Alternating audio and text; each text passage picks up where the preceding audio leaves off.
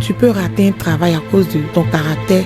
Tu peux rater un mariage à cause de ton caractère. Tu peux donner une éducation très déplacée, très dure à tes enfants à cause de tes blessures d'enfance. Bienvenue à mon Best Coach, votre émission d'amour, d'écoute et de complicité. Bienvenue dans notre rubrique Histoire d'une famille. Aujourd'hui, je vais parler de quelques raisons qui te poussent à cacher tes blessures d'enfance. Oui, parce que beaucoup parmi nous cachent leurs blessures d'enfance à cause de la honte. Pour certains, c'est la honte, pour certains, c'est l'ignorance, pour d'autres, c'est la peur. La honte d'exposer son vécu, la honte d'être jugé, honte se fait passer pour une personne vulnérable.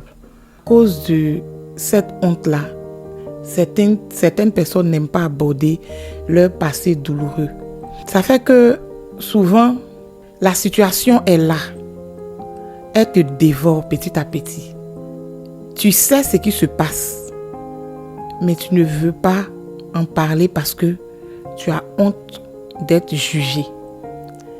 Moi, pendant longtemps, j'ai eu honte de parler de ce que j'avais vécu. Je le répète tout le temps. Il y avait la honte, il y avait la colère qui m'empêchait de parler de ce que j'avais vécu.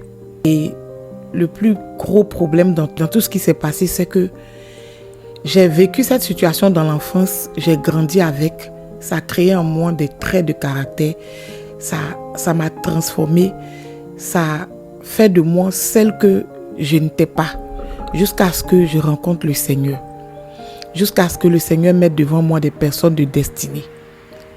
La deuxième chose, c'est l'ignorance. Oui, l'ignorance. Pourquoi? L'ignorance dans le sens où, souvent, tu sais que tu as des réactions qui ne sont pas normales. Tu sais que tu as une manière de faire qui est différente des uns et des autres. Tu sais que beaucoup de personnes te reprochent certains caractères, certaines réactions. Mais comme tu ignores que tout ce que tu as vécu a eu un impact négatif sur toi, tu continues dans ta lancée. Et le danger, c'est que tu ne pourras pas guérir de toutes ces blessures-là. Parce que la Bible dit « Mon peuple périt par manque de connaissances ». Ce que tu ne sais pas peut te conduire à la mort. Comme j'avais pris l'exemple d'une personne malade. Si tu ne vas pas à l'hôpital pour que le médecin te dise le diagnostic, te dise exactement de quoi tu souffres, tu ignores de quoi tu souffres, tu ne guériras jamais. Jamais. L'ignorance est le plus gros danger des blessures d'enfance. Parce que tant que tu l'ignores, ou bien tant que tu ignores que ça a eu un impact sur toi, tes réactions ne vont pas changer. Les gens vont te répéter que tu ne te comportes pas bien. Les gens vont te dire à quel point tu mets mal les autres. Les personnes autour de toi vont en souffrir. Mais toi, tu ne vas jamais réaliser. Parce que tu ignores que tout ce que tu as vécu est en train de te détruire en fait. Donc, il y a l'ignorance et il y a la peur. La peur d'être jugé. Pour ceux qui ont vécu, par exemple, le rejet, l'abandon, il y a la peur d'être rejeté, d'être une autre fois abandonné. Donc, ces personnes-là vont se cacher derrière cette peur-là. Et avec le temps, les caractères sont bâtis en nous. Transmission. Parce que, par exemple, si tu as vécu une situation où tu as été maltraité dans ton enfance, les traces de ces blessures-là vont te suivre jusqu'à dans ton foyer. La plupart du temps, même ton homme vient subir ce que tu as vécu. Parce que il ne sait pas ce que tu as vécu dans ton enfance. Tu n'as jamais raconté. Tu as toujours eu honte de parler de ça.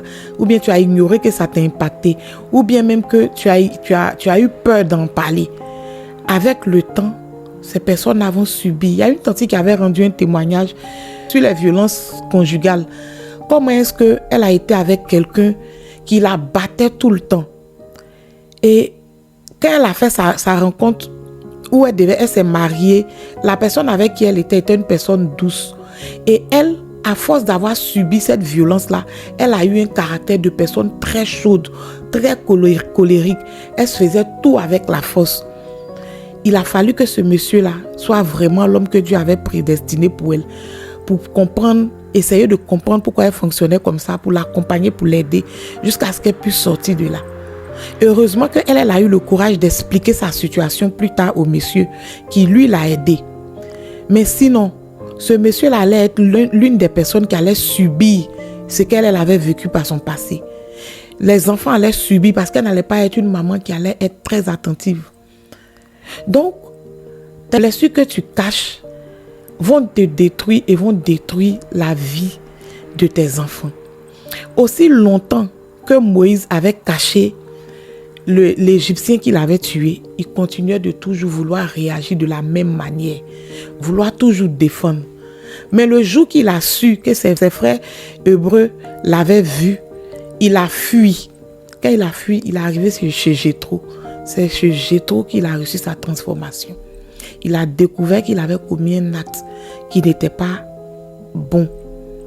Il a fui. Et Dieu a permis qu'il fasse une rencontre de destinée qui était Jéthro. Chez Jéthro, il a tout appris là-bas. C'est là-bas c'est sur le chemin de sa marche avec Jéthro qu'il a rencontré le Seigneur. Donc, ça ne sert à rien d'avoir peur. Ça ne sert à rien de vouloir rester dans l'ignorance. Ça ne sert à rien non plus d'avoir honte. Oui, au départ, tu peux avoir honte. Mais à ton âge adulte, où souvent ça impacte tes relations, il y a des personnes qui n'arrivent même pas à être en couple à cause du caractère que leur a créé les blessures d'enfance.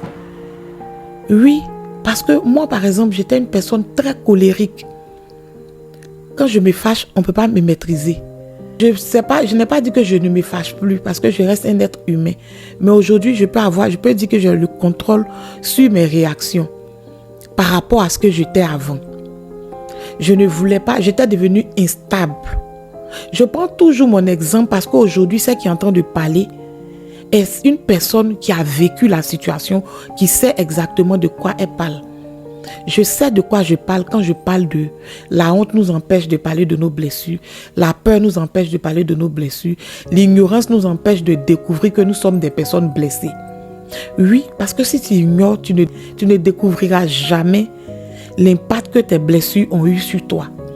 Les gens vont te le dire, mais tu seras là à dire que c'est comme ça que je suis, c'est mon comportement.